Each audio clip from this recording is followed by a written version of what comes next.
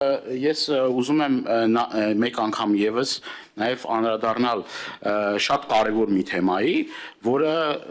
էկոպարեկային ծառայության աշխատողների վերապատրաստման, իրենց կրթական ծրագրերի եւ կներեք,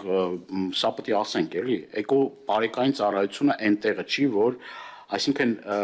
գործ չունեցող մարդիկ, որոնք որ գործ չունեն աշխատատեղ ապահովելու տեղ չի, որ ով պարապա գնա էկոպարեկային, ես ամենայն հարգանքով էկոպարեկային ծառայության աշխատողներին, բայց շատ դեպքերում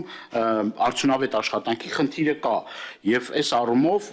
շատ կարեւոր է, որ այդ դասընթացներն էլ լինեն թափանցիկ եւ ի վերջո մենք հասկանանք այդ մարդիկ ինչ գիտելիքի pašարով են մտնում աշխատանքի մեջ եւ որքանով են արդյունավետ կատարում իրենց պարտականությունները եւ իրենց ծառայությունները եւ այն դոնոր կազմակերպություններն էլ որ դուք նշեցիք որ կան դոնոր կազմակերպություններ որոնք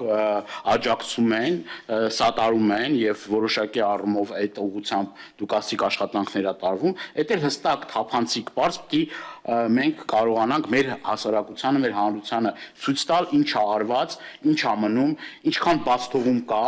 այդ թերությունների մասին պիտի խոսանք առավելությունները այդ լավը ինչ որ կա մերն է ոչ մեկ մեր ձեռից չի տանելու բայց խնդիրների խնդիրների մասին պետք է բաց ու թափանցիկ այդ քննարկումը լինի եւ այդ թերացումները պետք է շատ արագ